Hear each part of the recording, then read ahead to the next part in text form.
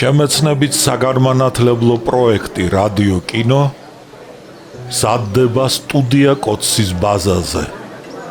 პროექტის ხელმძღვანელი კობა ცხაკაია.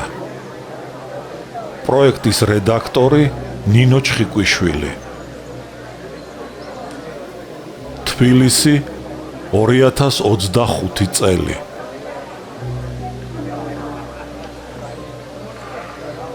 ალექსანდრე ქუთათელი, პირისპირ, რომანი 2 ტომად და 4 წიგნად. პირველი ტომი, წიგნი პირველი. ნაწილი პირველი.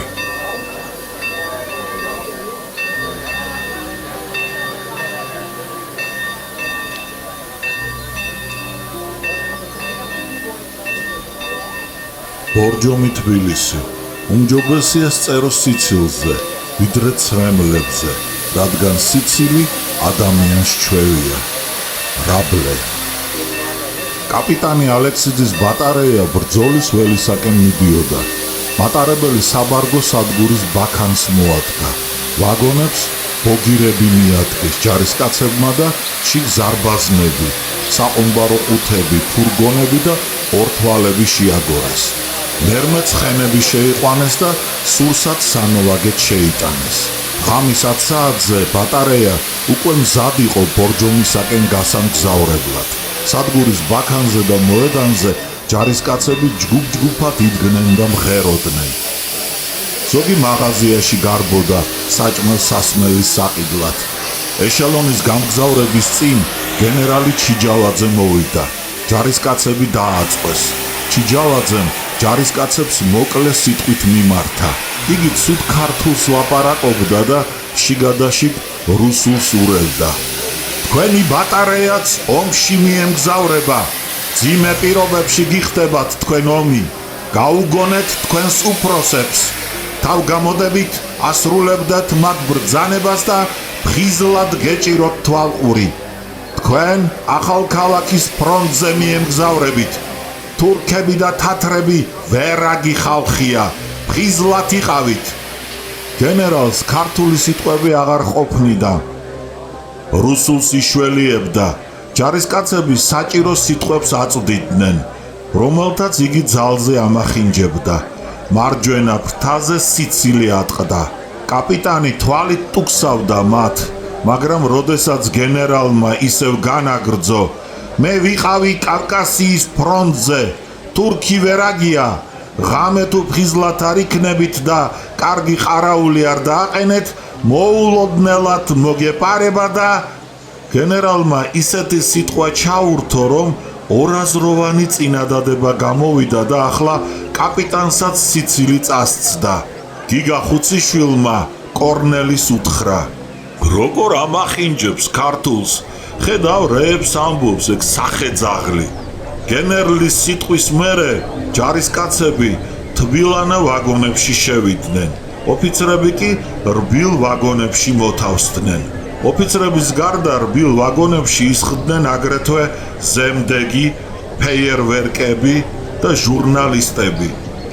ერემო გოდებანიძე, გენადი ქადაგიშვილი და დათა კაჭკაჭიშვილი.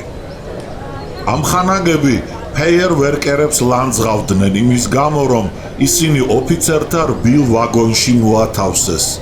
როდესაც მატარებელმა მცხეთა გაიარა, ასეულის უფროსმა ზალდასტანიშვილმა ჩემოდანი გახსნა, საუზმე და ჭაჭის არაყი ამოალაგა. ზემდეგმა კუპეში ღვინით სავსე პატარა კასრი შეიტანა. ოფიცრებმა ქეიფი დაიწყეს. ღვინოს ფეიერვერკერებსაც ასმევდნენ. ალექსიძე შეზარხოშდა და თავის ქვეშევრდომებს უთხრა: მაშასე ომში მივდივართ. აქ გამოჩნდება ვინ არის თქვენ შორის მამაცი და ჯაბანი. დარდი ნუ გაქვთ, იქ ცერემონიას არ დაგიწყებთ. სიტყვა ამხანაგი სამუდამოდ დაივიწყეთ.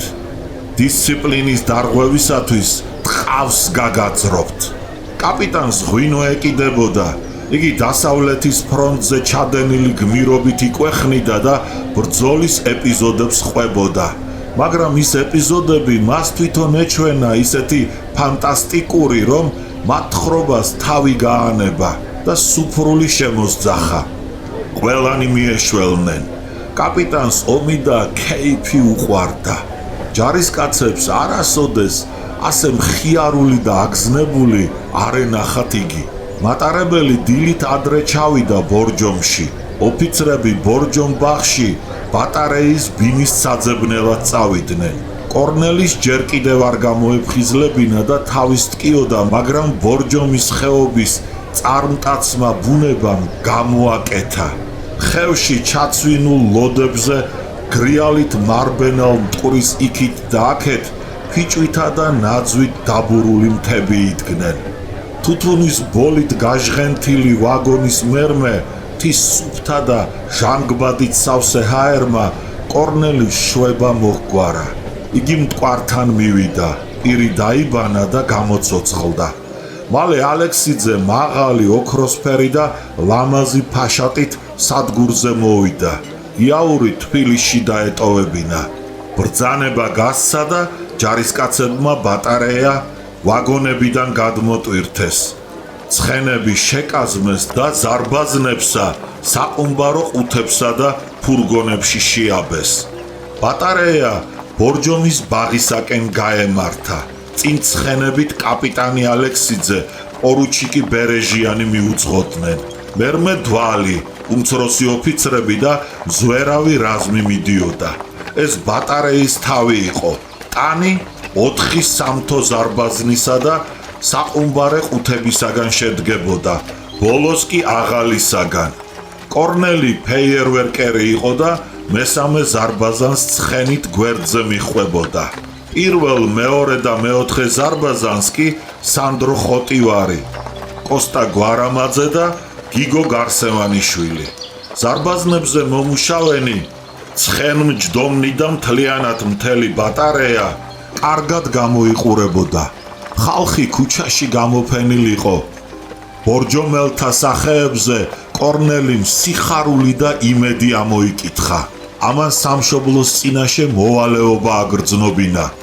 მხედრებმა აღვირები დაიმოკლეს და უნაგირებზე გასწორდნენ. ქვეითნი მტკიცე ნაბიჯით გაეშურნენ. თის კალთებზე აგარაკები გამოჩნდა. მტკვრის პირას გზატკეცილის გასწვრივ მაღალი ალვის ხეები ჩარაზმულიყვნენ. ბატარეამ ხიდი და ბაზარი გადაიარა. მერმე ეკატერინეს წყაროსთან შეჩერდა. ორსართულიან სახლში შტაბი მოთავსდა. ხოლო ეზოში და ხეივანში გაშლილ კარვებში კი ჯარისკაცები. კორნელიმ უნაგირს საპარადო ტანისამოსით, სურსათით, წიგნებით და რვეულებით გატენილი სალაშქრო ჩანთა მოხსნა. იმდენი წიგნები წამოეყო, კაცი იფიქრებდა ომში კი არა სააგარაკო წამოსულაო. ექსენი სჭირდა. 2 დღით თბილისიდან სადმე რომ წასულიყო, საყვარელ წიგნებს და რვეულებს თან წაიღებდა. ჯარისკაცები სადილობამდე ეწყობოდნენ კარვებში, მერმე ისადილეს. ქალაქის ბაღში გავიდნენ. უპატრონოთ მიტოვებული ბაღი დაათვალიერეს და ჟავე წყალი შესვეს. რამდენიმე დღეს დარჩებოდა ბატარეა ბორჯომში და რომელი მიმართულებით გაგზავნიდნენ მას, კარგად არავინ არ იცოდა. საღამოს კორნელიმ და სანდრომ ცხენები შეკაზმეს და ლიკანის სასახლისაკენ გაისეირნეს. ახალციხისაკენ მიმავალ გზას რომ დაადგნენ, უნაგირზე გასწორდნენ. სადავე დაუჭირეს და ცხენები ჩორთით წაიყვანეს. ბორჯომის ვიწრო ხეობაში ვეება ქვაბის ყრუ გუგუნივით გაისმა ცხენთა ტორების თქარათქური. ირგვლივ ისევ ნაძვებითა და ფიჭვით დაფარული მთები იდგნენ. შიშველი კლდეები იცქირებოდნენ. ხევში მტკვარი ხვაურობდა და დიდმთავართა სასახლეებს უვლიდა. აპრილის ბოლო იყო. ალვის ხეთა ნორჩი ფოთლებით რთოდნენ და კანკალებდნენ. ბუნების წარმტაცი სურათის ჭვრეტით მხედრების თვალი ვერ აძღებოდა. ბორჯომის ხეობიდან გზა აწყურამდე მიდის. თაგორებით შემოჯარული ხეობა სწორედ აქ თავდება. გამოქვაბულიდან გამოსულივით უახლოვდებოდა კაცი აწყურს, საიდანაც ახალციხის ზეგანი და ფართო ველები იშლებიან, რომელთაც მაშინ თურქები ფლობდნენ. კორნელის ბევრჯერ ულია ამ წარმტაცი გზით, ბორჯომიდან აბასთუმნამდე და სამუდამოდ მოჯადოებულა მისი სილამაზით.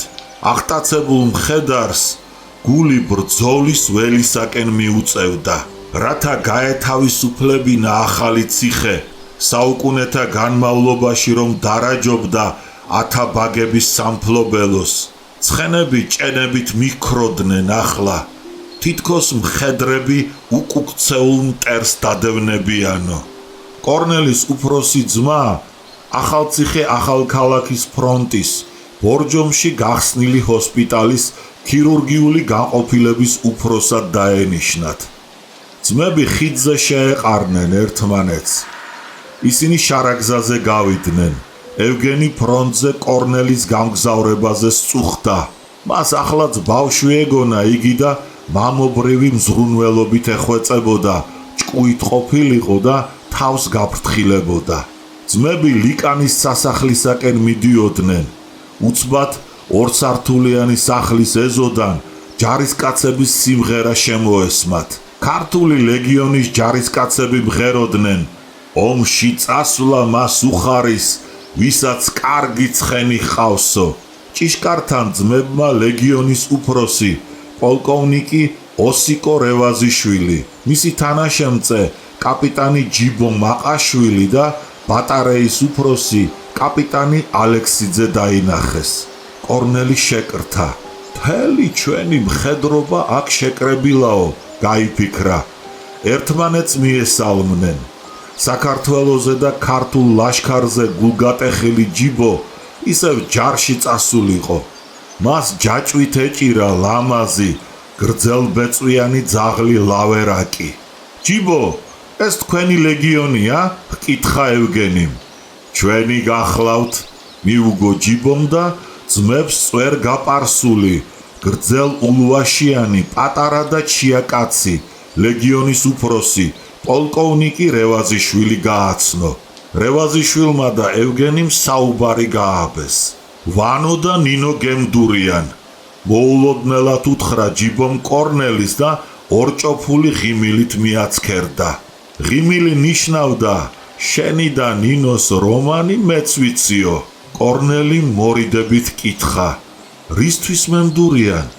რადარ გამოემშვიდობე მათ ბორჯომში წასვლის წინ? ვერ მოვასწარი. ბატარეაში მუშაობას მოუნდი. სადგურიდან კი კაპიტანმა არ გამიშვა. ვინ არ გაგიშვა? სად არ გაგიშვა? კითხა ალექსიძემ შეწყრობით.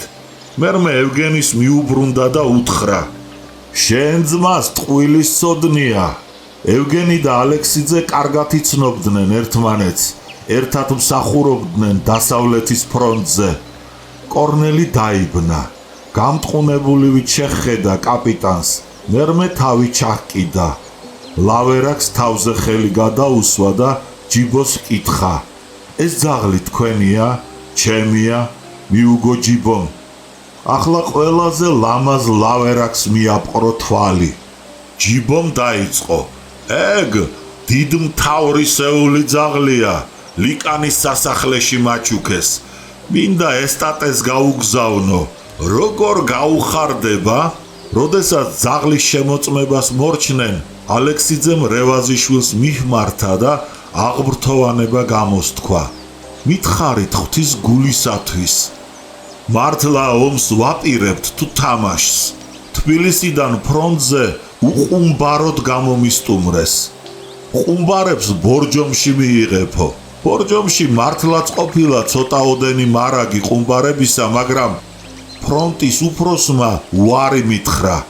ის ყუმბარები ახალციხის ფრონტზე გაგზავნილ შავიშვილის და კაპანაძის ბატარეისათვის გვინდაო. ეგ რა გამოდის? მაშმე ახალქალაქში ქვები ვესროლო ზარბაზნებიდან თურქებს? ნახევარი შავიშვილმა წაიღოს და ნახევარიც მე მომცენ.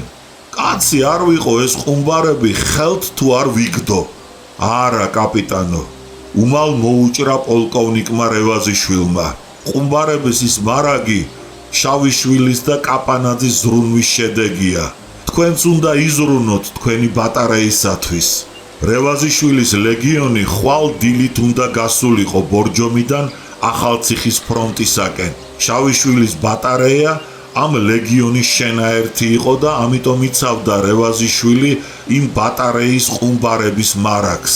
ახლავე გაემგზავრეთ თბილისში. იქიდან წამოიღეთ ყუმბარები იმ ანგარიშით, რომ 3 ან 4 დღის შემდეგ ფრონტზე იყოთ, რადგან 1 კვირის მერმე ჩვენ შეტევაზე გადავალთ.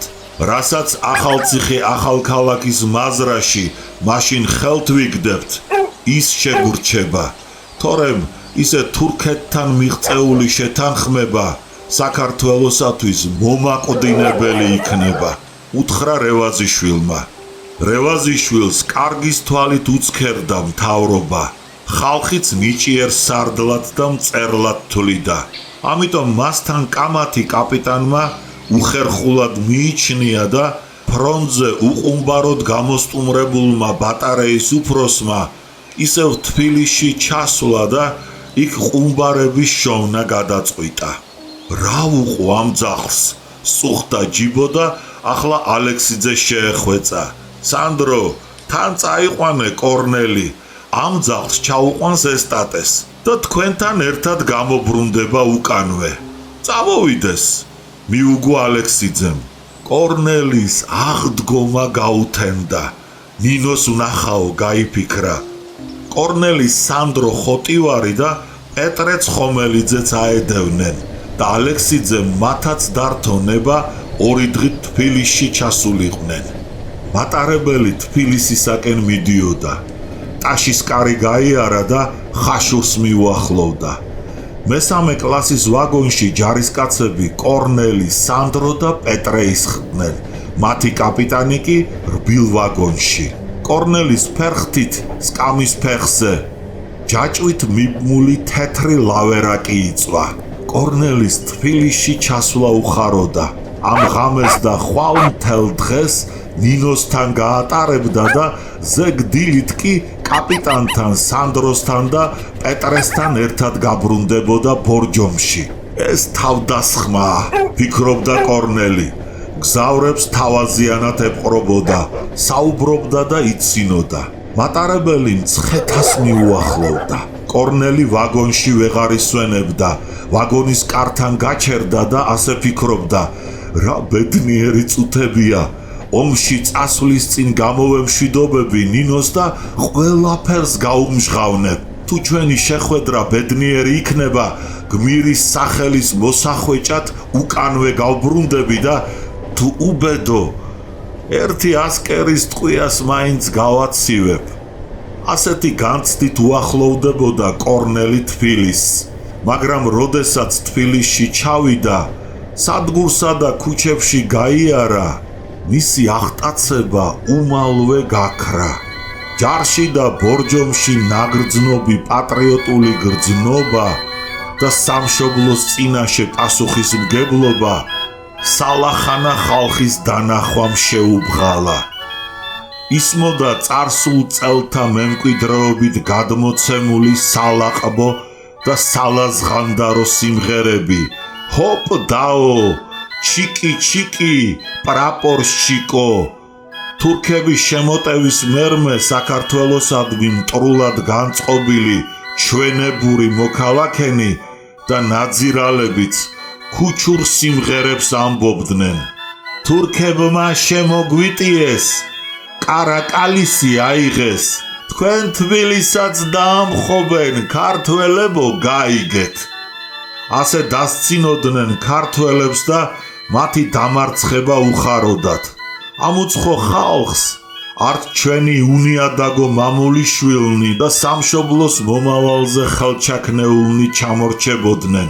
საოცარი იყო, როგორი მასობრივი გავრცელება ჰპოვა მაშინ ჩატეჭკუის მქონე ხალხის სიმღერამ. 2 ქოთანი ვიყიდე, ვაი, ყურიანი და უყურო, ვაი, საიქიოს ერთად წავალთ, ვაი, ფულიანი და უფულო, ვაი. წუთისოფლის მასხარები, აფერისტები, ჟულიკები და სპეკულანტები მომრავლებულიყვნენ. ფეხებზე ეკიდათ ფოსტის ფულები. უშრომლად შეძენილ ფულს ფლანგავდნენ და ქეიფსა და ღრეობაში ატარებდნენ დროს.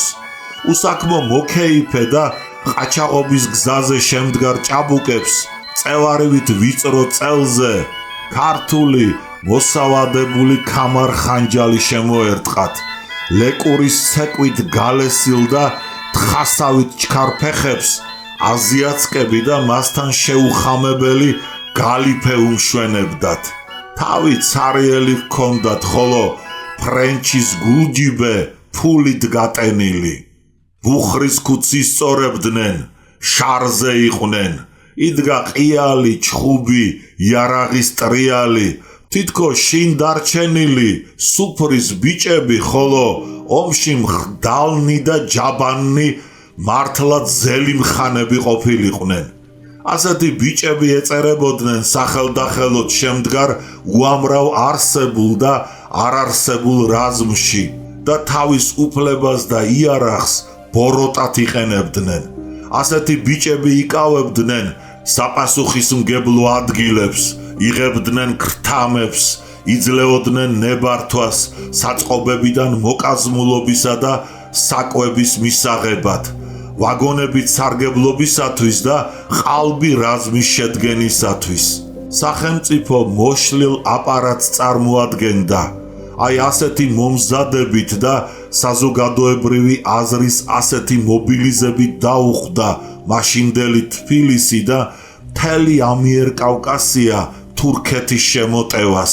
მტრის წინააღმდეგ ბრძოლის წყურვილი, ერთის და ორის შეგნება და პატრიოტიზმი უპრინციპო ხალხის და ვიგინდარების სიმრავლით იჩრდილებოდა. ყოველივე ეს ახლა უფრო ნათლად დაინახა კორნელიმ. კორნელის მაყაშვილები და ვარდოს მეზობელი ქალი მარგარიტა შეეგებნენ.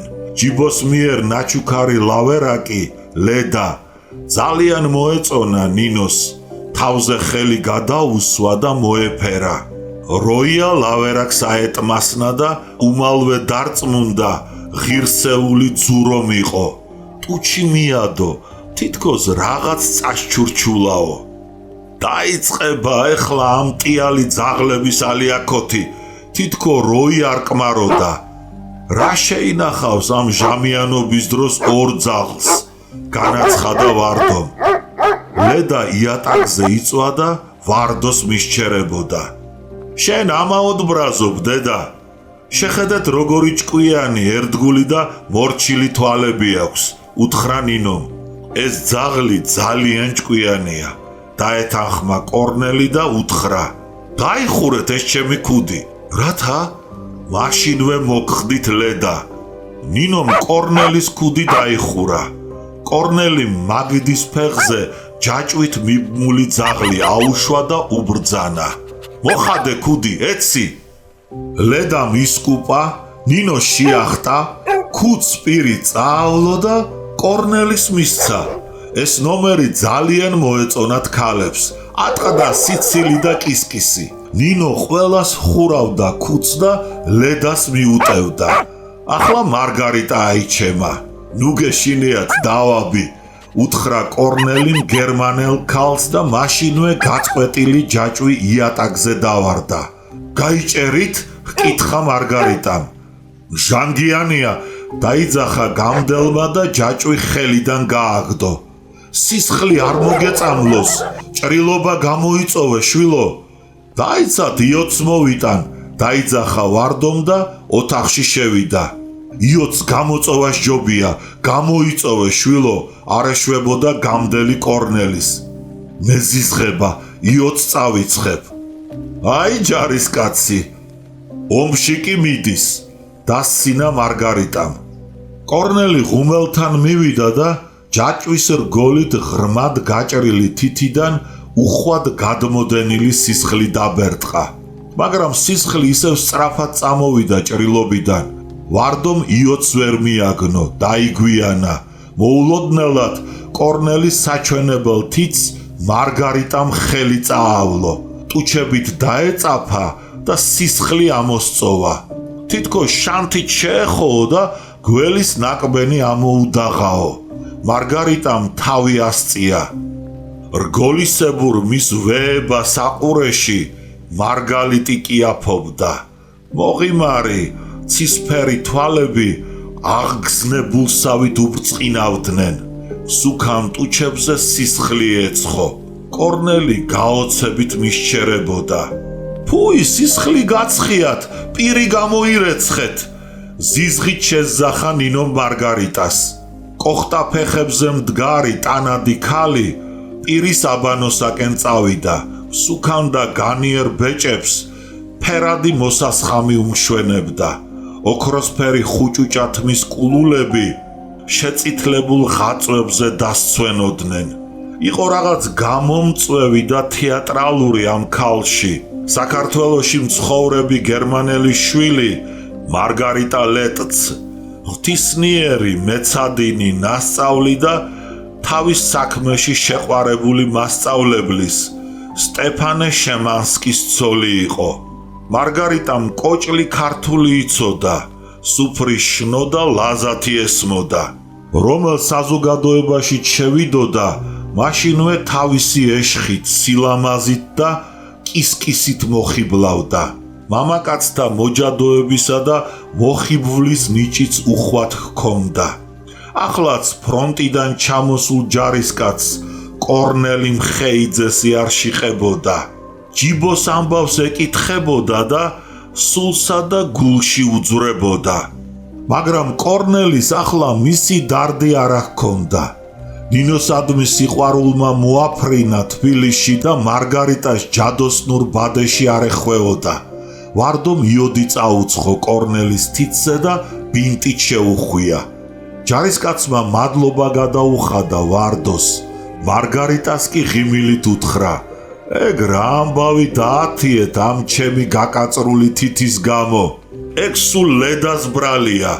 რად ჩამოიყვანეთ ეს ძაღლი? ძუ მაინც არ იყოს.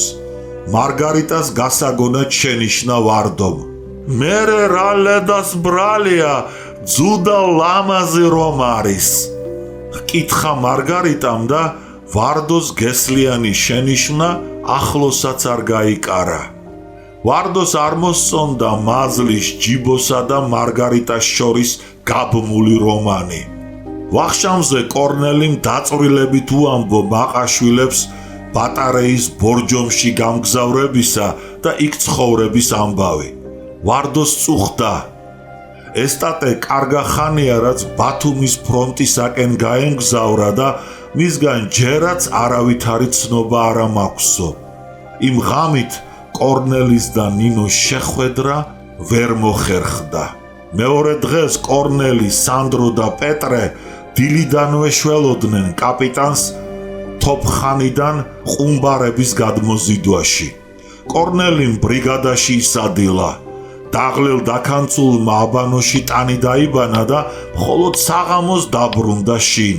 2 საათი იძინა და მერმე ჯარისკაცის ტანისამოსი გაიხადა და რადგან თბილი ღამე იყო, სტუდენტური ლურჯი სატინის ხალათი და დიაგონალის ლურჯივე შარვალი ჩაიცვა. სარკესთან ახლად გაპარსული სახე შეათვალიერა, თმა გადაივარცხნა, გვერდზე გაჰყო ინგლისურად და მაყაშვილთა ბინაში შევიდა. ჩაის მერმე მოასწრო და ნინოს უთხრა: რაღაც სერიოზული უნდა გითხრათ და თქვენს ოთახში მელოდეთ.